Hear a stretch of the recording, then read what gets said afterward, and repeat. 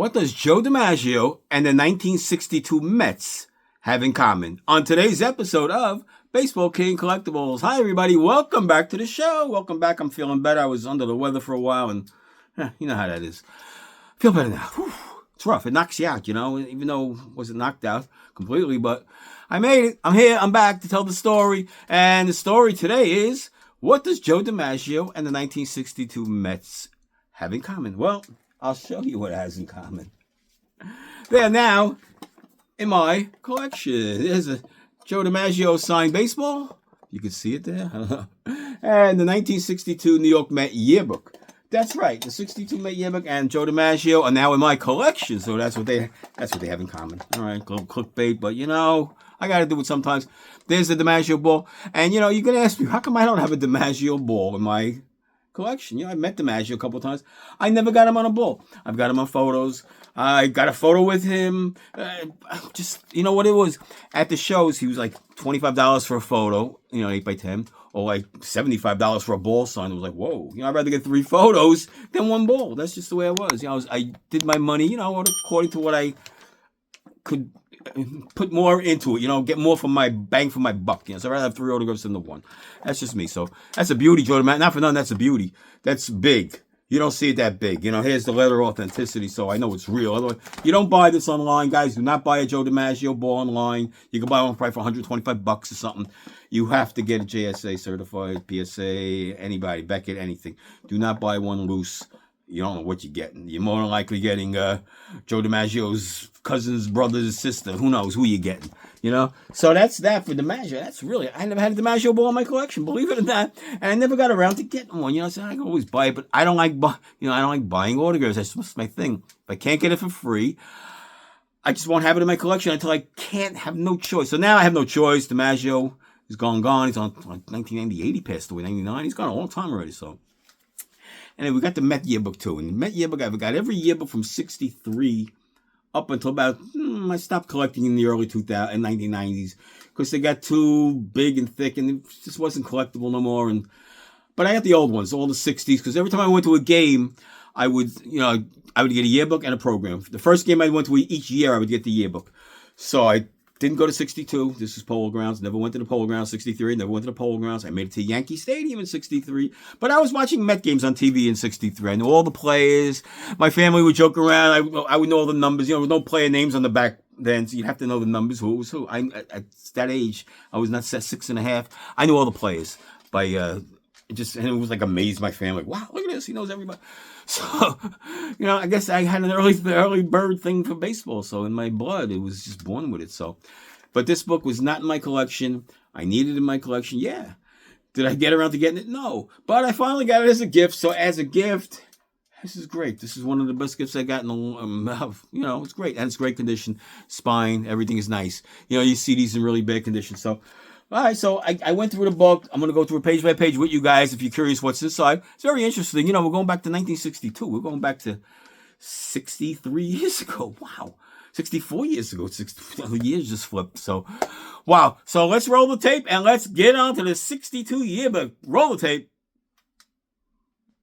All right, look at this beauty, huh? The 1962 Mets. National League Baseball Club Mets, 62. And look who it is. It's Mr. Met as a baby. There he is. That's his debut photo. Mr. Met, just born, 1962. And this is an original. You can see the staples are in great condition. The binding's in great condition. This is not a reprint. This is the original copy. I've been wanting this for a long time, you know, but I never got around to buying it for myself. There's always something else you will get, and always something else, and something else, and something else. But like I said, I got every Met yearbook from 63 up.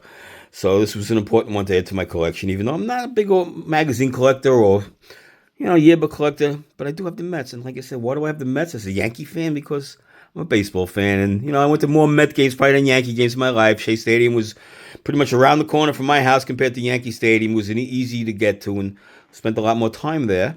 Let's go through the book quickly and see what was going on in 1962. All right. Look at this. It's Flushing Meadows Stadium, home of the 63 Mets.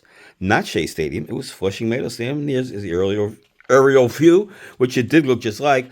But yeah, it wasn't called Shea Stadium yet, so there you go. M. Donald Grant was the chairman of the board. There's Joan Pace, she'd be a future owner.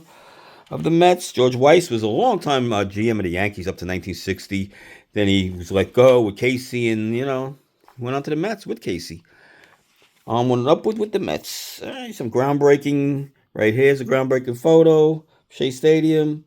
They were playing in Ebbets Field, of course, at the time for 62 and 63 season. Here's Polo Grounds. Ebbets Field, I said, wow. Polo Grounds. I wish it would have been Ebbets Field. That would have been great. Polo Grounds, so many historic athletic feats, and there's, all that. We're not going to go through any of that, but like I said, they had boxing there. Of course, the Bobby Thompson home run. Not going to forget that. Great moments of sport, the Mays catch. So they're going through all this, which is nice. A little Polo Ground memorabilia. Casey Stengel, of course, gets a 2-page. Because, Casey Stengel. I mean, he was the face of the Mets. Laughing stock as they were, he was still the face of the Mets. He was, the interviews would go on and on. Everybody loved Casey. How could you not? And that's all the Mets had back then, was Casey Stengel, really. And the coaching staff was a great staff back in the day. Look who that is, guys. You know who that is? That is Rogers Hornsby, the great Rogers Hornsby. He was his third base coach for the Mets on the 1962 staff. That's right. He passed away a couple years later, so, glad we got to the Mets as a coach. Sally Hemus, Cookie Labagetto, a couple other coaches here. Anybody else here that we know of? Clem Labine was there. It was a good staff. Charlie Neal, great. Gil Hodges was in the originals. Here's Meet the Mets, the original roster and all that. You can freeze at that, and you can freeze on that if you want to look who it was. All right, let's get to the players, I believe. Yeah, here we go. They're going in the number order. All right, Richie Ashburn, of course. 1 year with the Mets, hit 302. Decided that's enough. Lost 120 games. I'm not staying here no more. I'm out of here. And he retired. And he went on to the Hall of Fame after a great career broadcasting with the Phillies. Gus Bell, Charlie Neal, longtime Brooklyn Dodger and Los Angeles Dodger. Hobby Landreth, he was the number 1 pick. And the reason why he was the number 1 pick, Casey Stengel said, somebody's got to catch the ball. All right? So that was the number 1 pick. Jim Marshall, Eli Chacon, Chris Canizero gets his own full page. He was a everyday catcher for a couple of years. Jim Hickman had a good career. He went on to the Cubs, had a really good career. I think he hit the ball, I believe, that caused the Pete Rose Ray Fosse collision in the All-Star game. Rod Kenneal, Ed Boucher. Why did Ed Boucher get a full page? He really never mounted nothing. Joe Ginsberg, another catcher. They loaded up on catches. And, of course, we got Gil Hodges, the great late Gil Hodges, who would come back to the Mets after leaving the Mets to go on to the Senators to manage them, and came back, of course, in 69 and turned things around. Al Jackson was a beloved Met, really. He was a beloved Met. He was their best pitcher for many years, which wasn't saying much, but he was a really good pitcher. If he went on to another team, which he did, he was okay. Bobby Gene Smith, not much of him I remember. I really don't remember much of Bobby Gene Smith at all. Don Zimmer, of course, we all know Zim, went on to have a long career afterwards with the Yankees, coaching and managing with the Red Sox and Cubs. And, he was just a beloved figure in the Tampa Bay, beloved him. And who didn't? I mean, Zim was great. Felix Mantilla, a great infielder for the Mets. Ken McKenzie was one of the big starting pitchers back in the day with Craig Anderson. Bob Moore never really pitched much. Bob Miller, there were 2 Bob Millers. They had like Bob G. Miller and Bob L. Miller or something like that. Frank Thomas had a great year. He had 34 homers that first season with the Mets. It was a long time record, held on for a long time. He had a good career. He did. But, everybody remembers people from the 62 Mets. They don't remember much else. These 3 guys never made it. Herb Morford, John Demerit, maybe a brief cup of coffee. These 2 guys, brief. But Herb Morford, I don't think made it to the majors. Sherm Jones and Roger Craig, long-time favorite, Dodger, Brooklyn Dodger. Mets brought in a lot of favorites back then just to get crowds. They weren't going to win, so they brought in Gil Hodges. And they brought in guys like Duke Snyder and Zimmer and Roger Craig. And, Clem Labine was another favorite of the Brooklyn Dodgers. So they brought a lot of these guys in just for the attendance, You want to see these guys. You haven't seen them in years since they were with the Dodgers, and they're back in the National League, and you get to see these guys, one more time again. All right, the men behind the scenes. The longtime trainer was Gus Mark. Long time. I remember him was in the dugout for years in that white outfit. And the other doctors, the road secretary, Lou Nis, for many years. There was the couple of games, spring training. What else are they depicting here? Inside the clubhouse. And worldwide interest headliners. All the Mets are attracting and all kinds of, the press, Newsday, Daily News, New York Post, all the reporters. And the voices of the Mets for many years, Lindsey Nelson, Ralph Kiner, Bob Murphy, the three of them, they did the games on radio and TV. There was nobody else for, good to the mid-'80s.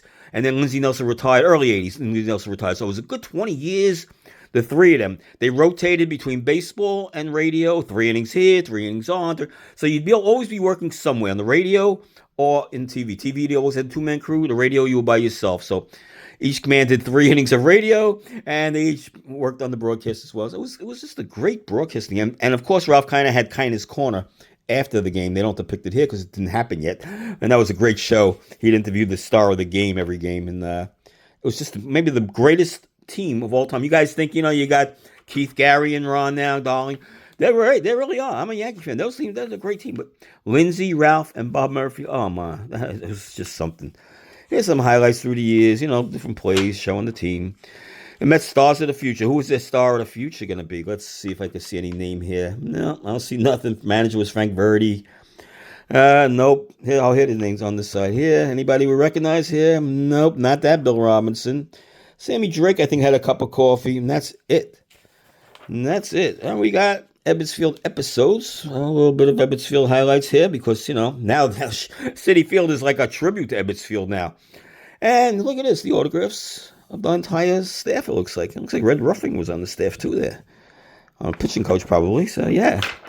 And we're going to end it with the schedule. And here you can buy tickets. Let's see. Box seats, $3.50. Bleacher seats, 75 cents.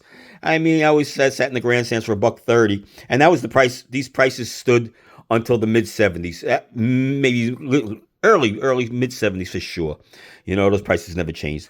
It was the schedule. You can see that. And Old Timers Day was going to be scheduled for July 14th. What Old Timers? Mets didn't have an Old Timers Day yet, but they made it. So there you go. We wrap it up. Mr. Met on the cover once again of the 1962 New York Met. This is a classic book. So anybody, if you collect yearbooks, if you're a Met fan, this is a must-have. I tell you that right now. So guys, there you go. There's a wrap on that. And let's go back inside the studio for a wrap-up. All right, so we got this baby back in my collection finally. 60, you guys are handling it. Yeah, I don't care. It's not in mint condition to begin with. And even if it was, I don't care. It's mine now. I am now the proud owner of the 62 Met Yearbook. I don't know who else had it before me. Like it's a car. You know how many owners before? There's no Carfax. I can't check them on it. And who else had owned this book? But whoever had this book, they kept it in great condition. They really did.